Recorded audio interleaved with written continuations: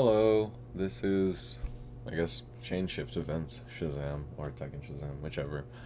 I'm just a nerd who likes Tekken and talking about it. And this will be feedback for TehXeno. Alright. Right here, this is gonna come up a lot, right?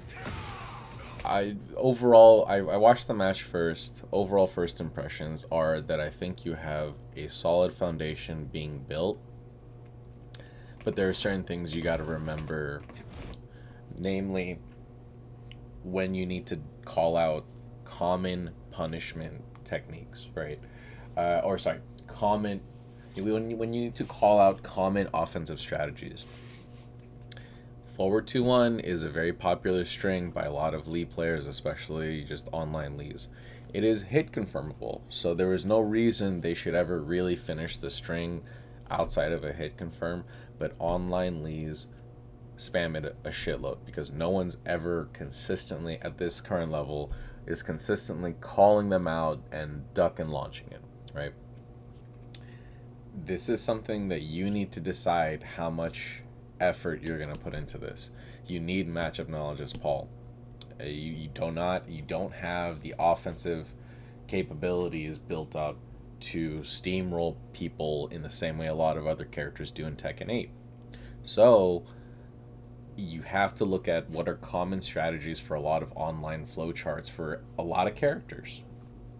Lee forward 2-1 is one of them. There's a lot of just mid-high or high-ending strings that you need to call out and duck and launch them. This is going to be a common theme because I feel like your offense is a lot bit better and there's a lot of decent foundation built, but I'm going to still highlight some areas, especially on defense, where it's like, hey, you need to be aware of this, and replay takeover is your friend, right? Forward 2. This is going to be This is going to be a common theme, right? There's going to be a lot of space, and then you're trying to patiently kind of maintain space. Like, all right, let me wait a little bit, do this or that, and you just let them get in for free.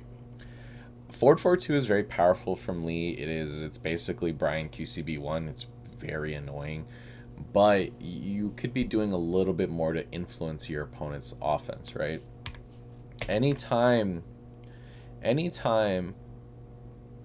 let's say you're at this distance and you know they're gonna approach, you gotta use your keep out, right? You use a little bit of QCB4 in the later on in the match, which is fine, but I need to see like down forward 2, maybe even down forward 1, standing 3. Buttons that you want to throw out in anticipation of an advancing opponent so that you can stuff their approach, right? There's trade-offs to it. It's not a completely, like, Paul down forward 2 is not on the same level as Lee back 4 in terms of keep out. Sure. Okay.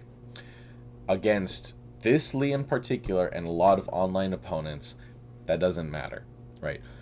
You are not utilizing your keep out tools as much as you can be. This is going to be a running theme throughout the match.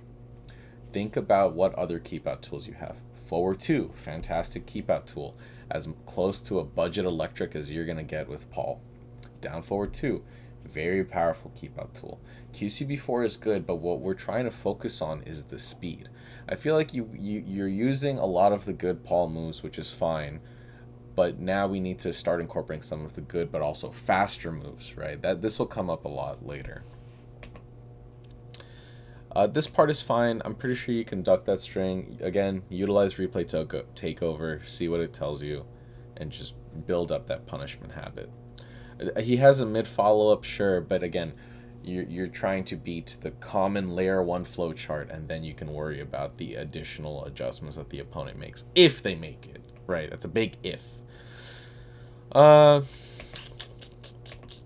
This part's unfortunate, but it's like fine. Good opportunity to switch the wall. Consider, so right here, after the back 1-4 throw, a lot of people will immediately get up into a button. So in this situation right here, try to use something like wall standing 3. So if you hold down back, Paul will correct his side and be in crouch. And then if you let go, if you press while standing 3, it will clip them. Oftentimes, you can even hit confirm it into a wall splat because it'll autocorrect if they press a button. Right? Their character model will autocorrect. So like right here, he doesn't press anything. We just get up, we move on. Right? But if you instead press while standing 3, you'll clip them for a little bit of damage. And then if he had pressed any button, you can easily hit confirm while standing 3 too and move on. So this part is fine, but look at what the lead does right here, right? Something that you really want to start becoming more aware of and be more judicious in how you approach the game. Right now, the lead, his foot is near the wall. So if he gets up right now, his back is going to be to the wall, and you'll have the advantage. It's Paul with a wall. Fantastic place to be. But he waits, sees that you kind of like just let him get up for free, rolls away to the side, and now look at the alignment. Your back is to the wall. The Lee has all this space to work with. Why? Why give that up? Something you want to consider is that when you're in a position, right, immediately try to position yourself to be in the most commanding position possible, right? Move yourself, use your movement, and set it up so that the lead just can't roll away like this for free. You're kind of trying to with the advancing of, you're advancing with deep dive into while standing 2. Okay, well, why? What are you going to hit? While standing 2 doesn't hit grounded. He hasn't shown that he's willing to get up and press a button that quickly or duck, right? What was the thought process behind there? I would recommend the default is reposition yourself to make sure you maintain the best stage position for you as possible for as long as you can. This forces the opponent into making either more risky decisions, or they block up and they wait for their opportunity to move away from the wall. This gives you an opportunity to run offense, right? A lot of avenues to attack here. Stuff to consider for the future. This was great. I mean, the shoulder's hilarious. The wall splat's great. I don't really know. I don't like the charge guard breaks. I think they're gimmicky. Especially post-nerf, there's just not as much of a reward scenario for Paul. I think it's funny sometimes. Like, I like down 1-2 guard break, sure. But I don't think they're a sustainable long-term strategy. If you like to keep using them, that's fine. More power to you. Just understand, not a lot of people are just going to eat this shit for free, right? Most opponents will immediately, because of their familiarity with Paul, will immediately start moving, and then you're back to 1 whiffs. I don't think it's worth exploring the guard breaks. I will leave that decision up to you. But here, right, again, it's that same thing. Unless the opponent's going to die, even if you like using the guard breaks, what advantage is there for you to use this? You lose your wall positioning, right? Sure, you get the guard break, you get a splat again, but now look at this, right? His back is into the wall. You're running at him, which is fine, but my point is the general idea here. What is more threatening? Fighting Paul with your back to the wall, or fighting Paul when you have a lot of extra room and space to work with? The defending decisions the opponent made here made it so that you weren't really heavily punished for this decision, but you're just sacrificing advantage. I think in a majority of situations, it is better to keep the wall as Paul and keep up the pressure that way. You have multiple wall splatting grabs. You have multiple whiff punishers that wall splat. You just have a lot more tools to work with and present more threats than trying to do this just let me run up and run mix, right? Especially piston fire, right? Especially QCB 3-2. That's a whole different ballgame, but we'll get to that later. Okay, this was a good block, but again, punishment. You got to practice this. If you block this move, you need to launch him. Down 3 is a nightmare for Paul. A lot of times you're using a lot of highs because that's what your faster options are to try and beat some of whatever Lee's doing, and then he'll just down 3 you for counter hit launch, right? So when you call out this move or when you block it, always remember it is launch punishable and you need to launch punish it. You need to make the Lee scared, even just a little bit, from using down 3 without freedom, right? The wall standing 4 is not cutting it, right? So just try to keep this in mind. As this was beautiful. I love this, right? So right here, give it a little bit spacing. He goes for he's just autopiloting his flow chart. You're aware of that, and then you go for a big whiff punish. Beautiful. You go for the call out. He doesn't duck. That's fine. He doesn't really punish you either. Solid. This I don't understand what the goal is here. Are you expecting him to like keep out, run into your QCB 3-2, right? I guess. I don't think you should be using this move that often, right? I think you should be saving it for when you know that they're going to be weak to it. I don't think it should be... There's going to be this constant theme of using moves that are flawed because they have pretty easy and also rewarding counterplay for the opponent, versus making that a cornerstone of your offense versus using those moves because you know it'll work. You know the opponent's not going to defend properly against this, right? Try QCB 3-2 falls into the latter. You use that move when you know for sure your opponent's not going to duck. It feels like right now you're utilizing a lot as a cornerstone of your offense, right? It seems to be a very favored tactic from you. Try to avoid using it. Try to be a bit more judicious with it. I think it will harm you in the long run to rely on that move a lot. This is good, right? This is fine. This immediate, like, all right, let me use deep dive, get some space in, but safely retreat. This is fine. Now you need to take it to the next level, right? So after that first one, so like right here, you back up, he doesn't do anything, do it again. That should have been a hatchet, right? If you want to delay your timing and experiment with it, that should have been a hatchet. In theory, he would have down forward to you or whatever else. But how do you know that? How do you confirm that this is a player that really likes to do keep out? Sure, he's mashing a bunch, but he just took a few hits. Got knocked down. He's a little bit scared on the approach. He's backing away, right? Recognize these opportunities. It's very difficult, not just Paul, but in general, to know when to turn, right? To go, okay, I've got them scared a little bit. I got to put on some offense here, right? This is one of those opportunities. Oh, okay, he's running away a little bit. I should press the offense. That may be a QCF3, maybe hatchet kick, whatever else. But once he sees you backing away, he's immediately running into it, right? Forward 4-2, going for down 4-2, etc., etc. Oh, that's nice. You clipped him out of it. But it's stuff to consider, right? Unfortunate drop. Stuff to consider of you got to recognize where those opportunities are coming from. Like, okay, I think I can get a hatchet in here.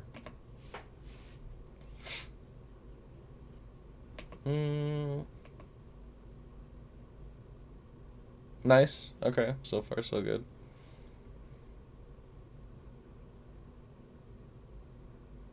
Nice. So I like this patience. I like the whiff punishment. Using down 1+2. Great. Solid.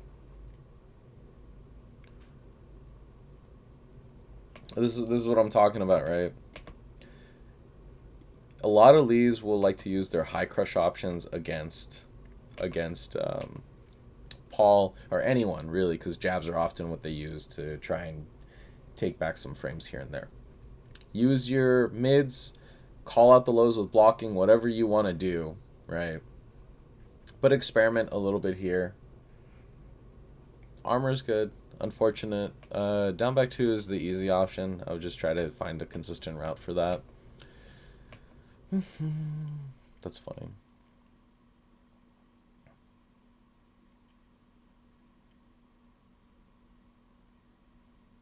See, what is the what? Okay, so what are the themes we're seeing here? What are the common patterns that we're seeing? He's just running in. You're trying to use some of the keep out options, but unfortunately, those keep out options are just a little too slow. Right?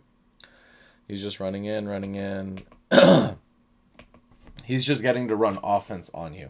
It's still a little bit of that passiveness, maybe because maybe you're uncomfortable with the Lee matchup. Who knows, really? Who knows? But it's something you want to work on, right? Use like right here.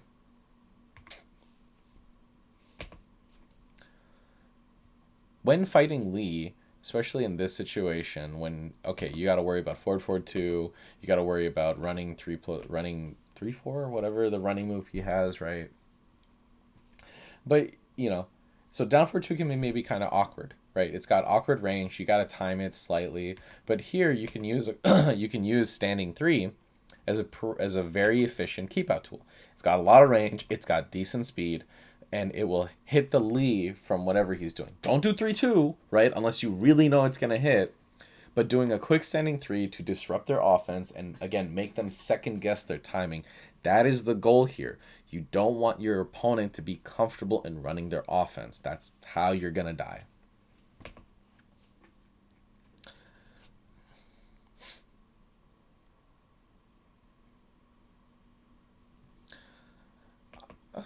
This part's fine.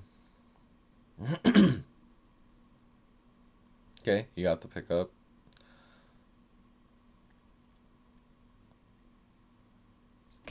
Look at the situation you put yourself in. This is why I don't like the guard break. There's just no point. You didn't kill him. You got some like chunky damage, sure. And now look at the situation you're in. Your back is to the wall. Lee can just put on a lot of pressure on you. One forward forward two blocked, and your back is back to the wall. And now you're getting wall splat. And now it's all just falling apart. I I I think the guard breaks are just bad. It's just straight up just not worth it. If you want to disrespect your opponent and really style on them because you know you've got them scared from pressing a button, awesome. Right here, this should have just been a Death Fist wall combo. This did not need to. There's just no point. There's just no point. And where it was working out previously because you had heat to maybe continue the combo, right?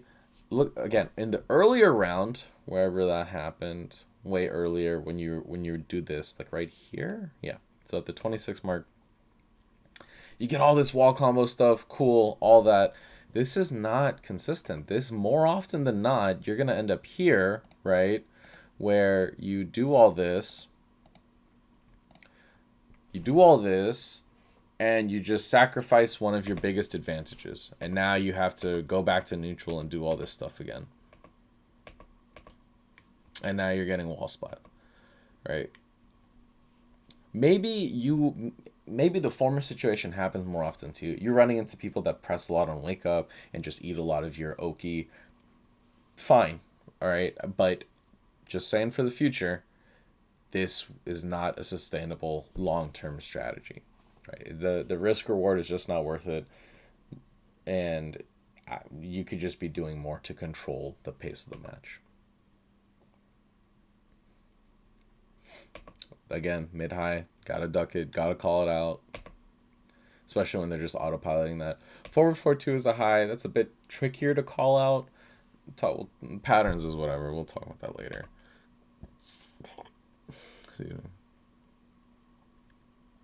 And he just runs away with the momentum, which is unfortunate, but it is what it is.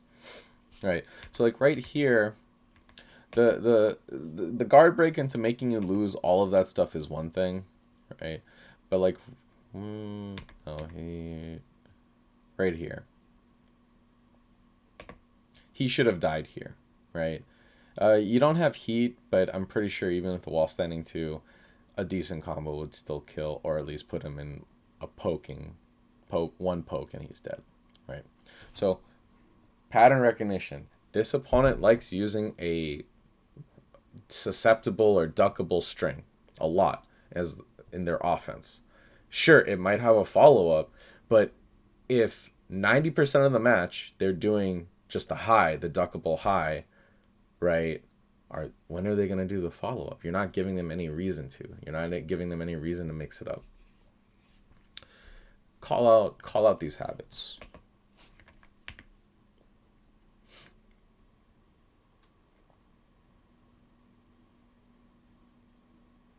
See, again, there's no risk for him.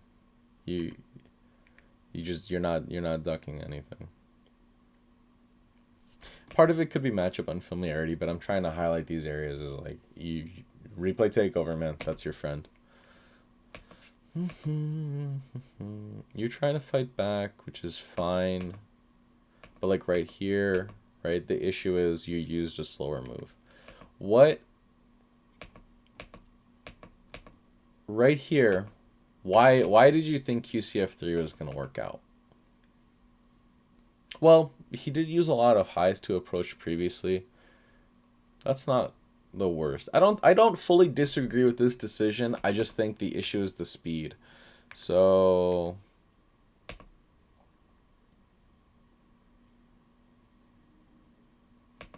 yeah, so like right here we see a little bit of travel time before the QCF3 comes out. I feel like this could be a little bit faster. I'd have to use replay takeover to confirm. But when you're using keep out, try to consider, again, faster options. Using QCF3 to call out the high usage is not the worst. It's not bad. But because of the speed and the position that you're in, especially against a matchup like Lee, he has a lot of advancing options. Especially like wall running 3-4 will low crush. Forward 3 will hit you before the QCF3 even gets close to him. Stuff like that. I think you want to experiment more with faster keep out options and experiment more with your timing on when you want a QCF3. Like, why would the QCF3 come out now, right? What is that really going to do for you here? The QCF3s should have been coming out earlier. Let's say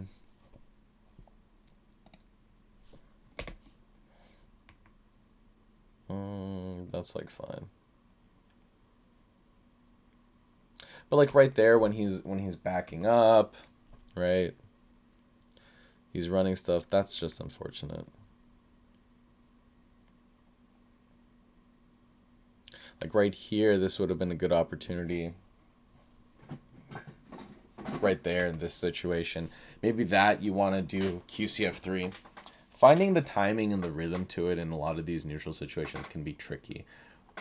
But for now, I think the focus should be how can I utilize faster keep out options to disrupt my opponent's offensive flow. That is my recommendation. Oh my god, it's actually been a while since I've done one of these. Let's do. Oh my god, I don't even remember how to do this shit anymore. Neutral, punishment / matchup knowledge, combo / Oki, personal opinion stuff. Neutral. I feel like how you're playing neutral is fine, right? It's a lot less passive than before. I think some of the move choices could be a little bit improved, right? Using hatchet kick more often, using back 4 more often, finding the opportunity to place those, something that builds advantage, builds momentum, right? So like right here, this is good. This is good. You're not jumping into the keep out options. And then as he approaches you, experiment more, right? He's just running at you. He's not gonna hop kick you right away. So experiment with back 4 to build up some advantage. Experiment with hatchet kick. Hatchet might be a little bit too slow. I think back 4 is a little bit better here, right? But experiment with down 4-2 and keep out, right? Faster options, more rewarding options. As far as keep out goes, I don't see why you're not abusing forward 2. Forward 2 is one of Paul's best moves, right? It just does so much. It covers a lot of space. It's very fast. It's only -5 on block. The whiff recovery is insane.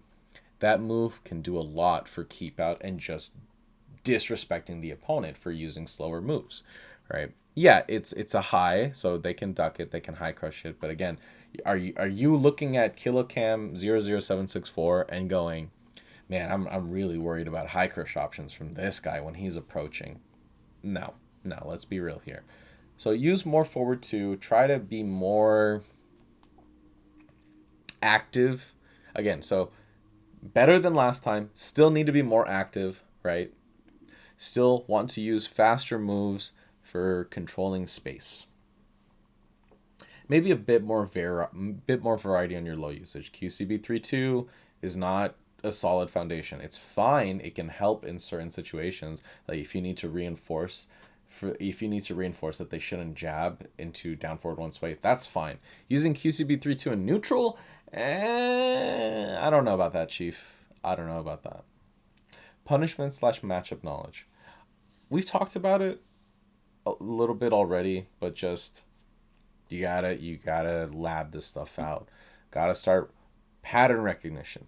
Look at the common offensive strategies they're using. It doesn't matter if it's Kilocam 00764. It doesn't matter if it's XX, Revengeance, Booty Slayer, XX, whatever.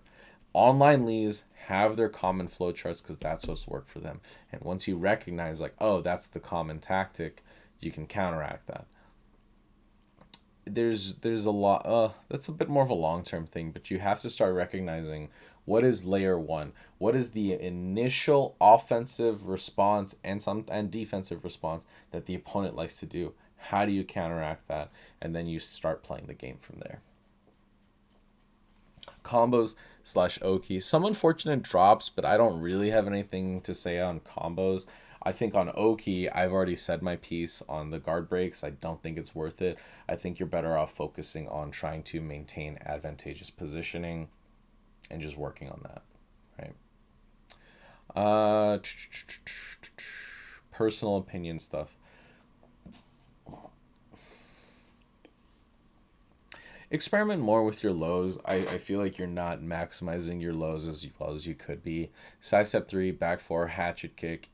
It's a lot. So if you really wanted to focus on one, I would say trying to figure out where to place hatchet kick and back four. Side step three, I think, is better than both for a variety of reasons, but it can be very awkward to use because of the sidestep, and that's something I think Paul players should develop for sure. But back four is important. Hatchet kick is important.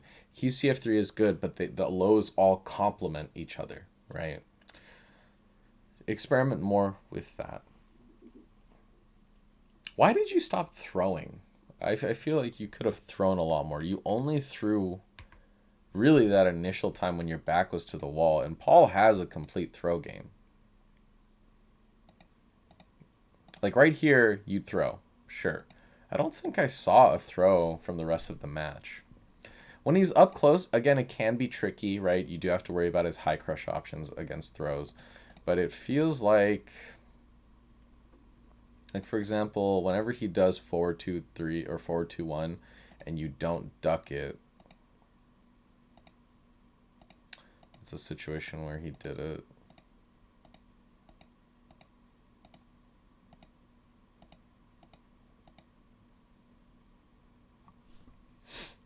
Like, that's forward 4-2, that's 2 plus, don't worry about that.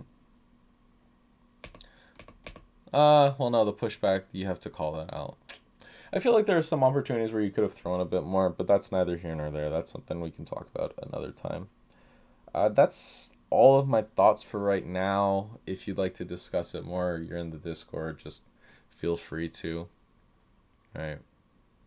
But hopefully this highlights some areas, and maybe I missed over an area, but maybe you see some other opportunity. Think about that, right? I feel like this is a much better improvement than before, but still some areas where I'm just kind of going, was this really the most optimal decision you could have made? Was it the most efficient usage of your resources? Was it the best? Did it leave you in the best position possible? Right? Stuff to consider. All right, man. If you have questions, reach out. Have a good one.